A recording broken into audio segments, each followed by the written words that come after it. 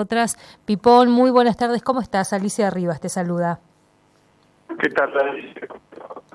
Bien, ¿nos escuchás bien? Porque tenemos ahí algunos problemitas para escucharte. No sé ustedes. Ahí te escuchamos mejor, ¿eh?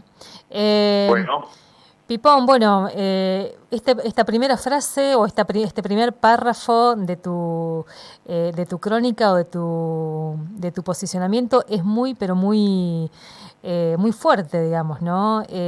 ¿Cómo viviste la jornada del domingo y cómo ves lo que se viene, tanto en relación a las medidas que pueda implementar el gobierno de Milei y a las resistencias que se puedan generar?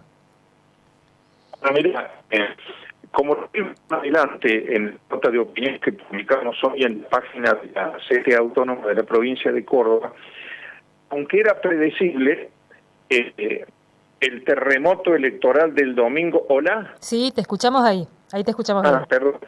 El terremoto electoral del domingo no deja de ser alucinante porque ha sido por una diferencia abismal.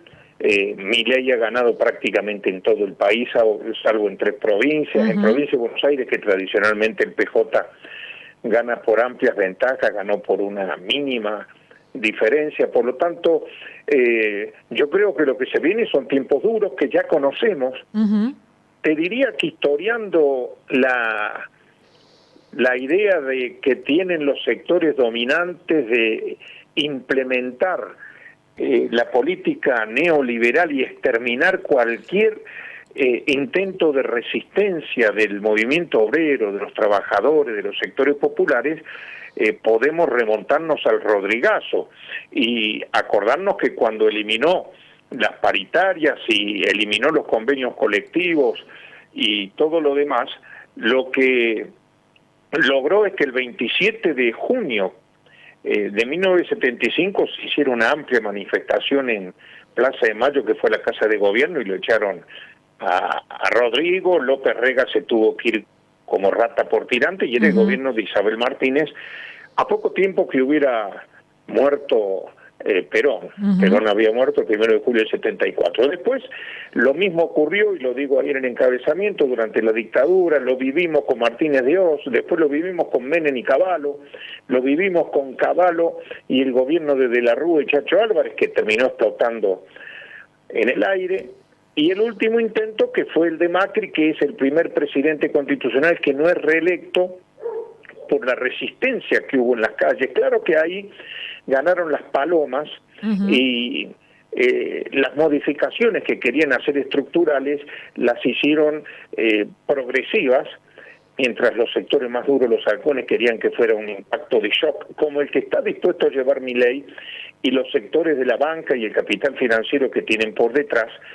Así que va a haber que estar preparados para una resistencia que no será sencilla, porque la diferencia del poder de fuego es muy ostensible entre un campo popular que está disgregado, fragmentado, atomizado y todavía confundido y desconcertado por lo que ha pasado a nivel electoral, aunque sin embargo hay mucha más organización y muchos más niveles de conciencia que en el 2001 cuando ocurrió el argentinazo. Mm, Pipón, ¿y qué crees que votó en realidad la gente? Porque cuando uno habla con la gente, el electorado, que ese 55% que optó por Milei, porque claramente él venía prometiendo lo que volvió lo que reiteró el domingo a la noche y en cada una de las entrevistas que fuimos escuchando desde ese domingo hasta hoy. También les hemos escuchado a Bullrich, Macri, completando ese sector que acompaña a Milei. ¿Qué crees que estaba buscando ese electorado en esas propuestas o en lo que decía Milei? Queda claro que la gente que lo ha votado, la gran mayoría, no son de ultraderecha ni fascistas como esta cúpula que está conduciendo Uh-huh. este proceso. Yo creo que el mayor porcentaje de votos que recibió Milei es un voto bronca, Uh-huh. un voto de hartazgo contra una clase dirigente que en 40 años de democracia no logró solucionar los problemas más urgentes del pueblo, el problema de la comida, el problema de los ingresos, el problema de la vivienda, el problema de la urbanización de los barrios populares, el problema del trabajo, Por lo tanto, y sobre todo los sectores juveniles, han tenido una participación muy importante, porque además Milei, a quien todos dicen que recién aparece hace 2 años, que comenzó a instalarse, en realidad hay estudios periodísticos que indican que en el 2018, o sea, hace 5 años atrás, Milei fue el economista más consultado en los medios de comunicación más importantes de la capital federal, sea en radio o televisión, y están medidos los segundos por los cuales él podía bajar toda la línea que se le ocurriera. Desde el 2018 en adelante estuvo instalado como un gurú mediático de las ideas ultra neoliberales, a las que después fue adosando los otros conceptos después de haber viajado a España, donde en Madrid estuvo con los sectores de ultraderecha del Vox, de tender relaciones con la gente de Bolsonaro en Brasil y claramente formar parte de los sectores de ultraderecha o neofascistas que están pululando por el mundo y que bueno, que en Argentina está teniendo su primera experiencia. Yo no subestimaría la capacidad de resistencia del pueblo. Mira, acabo de publicar en la página de la CTA Córdoba un comunicado que me envían de ATE Nacional, Rodi Aguiar, su nuevo secretario general, que ya se han reunido hoy de manera excepcional, porque los primeros golpeados serían los trabajadores del Estado, sobre todo los nacionales, porque con este verso de achicar el Estado para agrandar la nación o para dar más trabajo, lo que están planteando es el desguace del Estado y despidos masivos. Por lo tanto, ya están declarados en estado de alerta y repudiando las políticas que Milei está prometiendo aplicar contra los trabajadores de la administración pública. Así que yo digo que van a venir tiempos tormentosos, por supuesto que teniendo a Villarroel como vicepresidenta, con fluidos lazos y vínculos con sectores ligados a la dictadura, no es de extrañar que en este caso la represión esté un peldaño más arriba de lo que conocemos, en tanto y en cuanto puedan hacer jugar, aun cuando por la ley actual no se permita, a las Fuerzas Armadas en la represión de los movimientos internos de protesta en contra de estas medidas que vienen a quitar derechos, a recortar conquistas.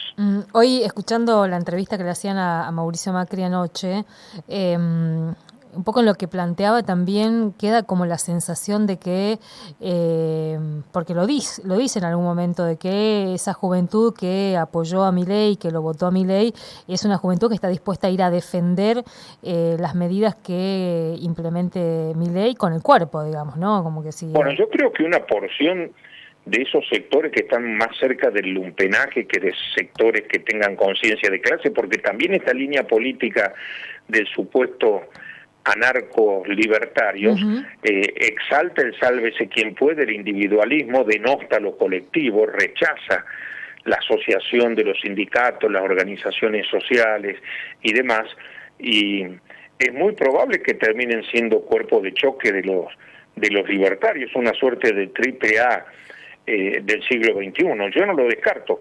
También Macri ha dicho en ese reportaje algo que a él le hubiera gustado hacer y que no pudo, y que es que Milei tiene que meter este recorte bestial en el Estado en los primeros 6 meses, si no después no lo va a poder hacer. 6 meses durísimos se viene, decía. Pipón, sí, bueno, por eso mismo, pues, van a meter tijera por todos lados mientras puedan, pero va a haber resistencia, va a haber... Por supuesto que nosotros somos de los que no abonamos a esto que dicen animémonos y vayan.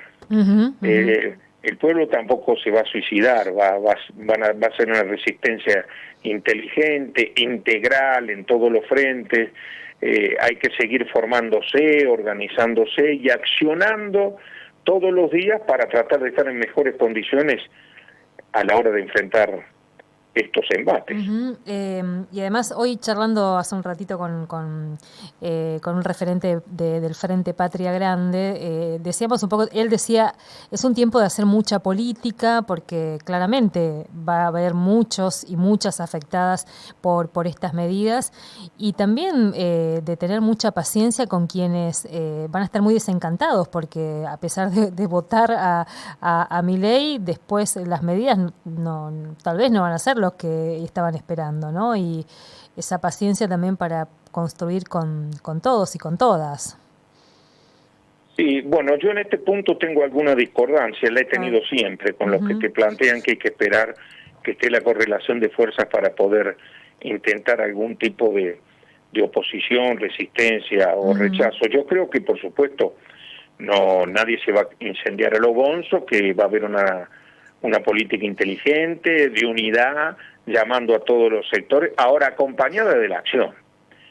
Si vos la dejás simplemente en la cuestión del debate político, del debate de ideas, que es necesario, pero no va acompañado de la acción, que no necesariamente tiene que ser la movilización, ganar la calle y demás, hay decenas de acciones que se pueden ir tomando, pero el movimiento popular siempre ha operado accionando junto con el debate, es pensamiento y acción. Así que en ese punto me detengo. Pipón, y decís en este pronunciamiento, en este escrito, que este descalabro monumental tiene responsables. ¿En quiénes o en qué sectores estás pensando y en qué tipo de responsabilidades? La responsabilidad la tiene fundamentalmente quienes desde el campo nacional y popular, como el kirchnerismo, y los que después vino en el gobierno del Frente de Todos, luego del interregno de Macri, estuvieron durante años manejando la botonera del Estado y no fueron capaces de implementar políticas universales para solucionar o por lo menos atenuar el tema de la desigualdad social, y siguieron fabricando pobres, no se animaron a tocar la matriz del modelo extractivista, que es la madre de todos los males, no se animaron como tantos otros gobiernos desde el 83 para acá a derogar la ley de entidades financieras de Martínez de Oz, y bueno, terminaron asfaltándole el camino al retorno de una de las versiones más brutales de la derecha en la Argentina. Ellos son los responsables y se tienen que hacer cargo.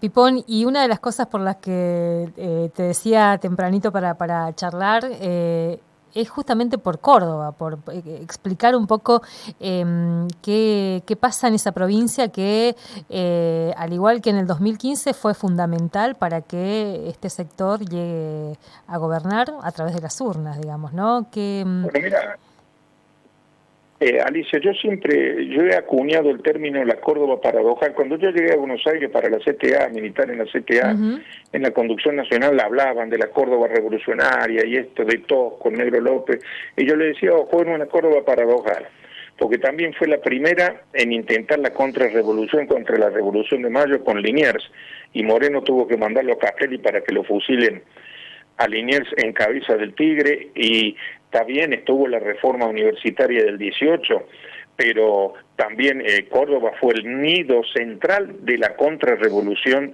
del 55 contra el peronismo, de la Libertadora, y fue tierra arrasada por el genocida de Menéndez. Por lo tanto, es la Córdoba paradojal, que además hace un cuarto de siglo está gobernada por el cordobesismo, que es una versión del PJ a la cordobesa conservadora, que tiene mucho más componentes parecidos al PRO y con algunas líneas cercanas a lo que puede ser hoy por hoy los libertarios, sin el contenido represor que impone la presencia de Villarruel, pero en las líneas políticas centralmente coinciden.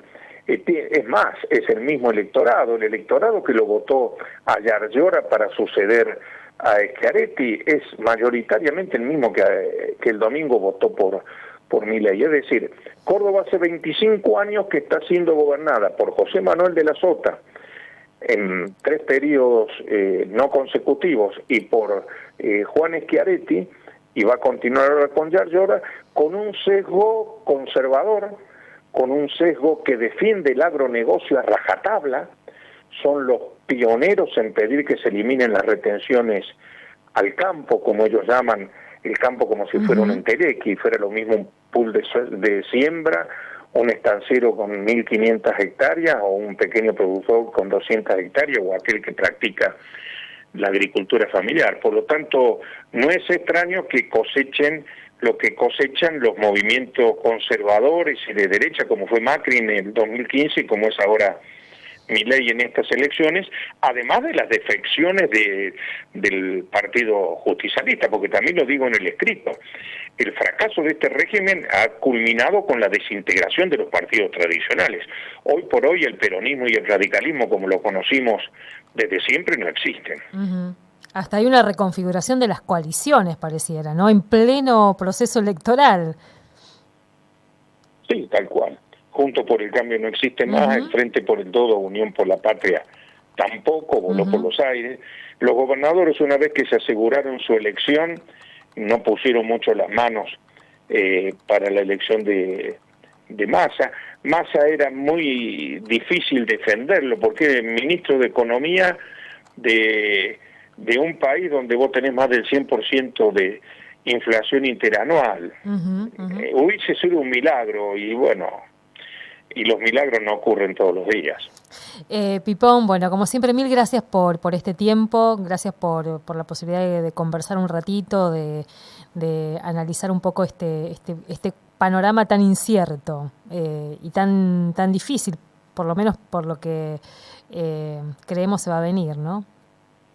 Al contrario, un gusto para mí poder conversar con la gente de Misiones, a la que tanto afecto le tengo, y para tratar de abrirnos la cabeza y debatir lo que estamos viviendo, porque son momentos que tenemos que formarnos. Tenemos que formarnos, tenemos que seguir organizándonos, tenemos que seguir exaltando lo colectivo y, como digo, accionando permanentemente para estar en condiciones de llevar adelante la dura tarea que tenemos por delante. Así que les agradezco mucho el llamado y les dejo un fuerte abrazo para todas y todos. Muchas gracias, Pipón, un abrazo. Hasta luego. Chao. Juan Carlos Pipón Giuliani, referente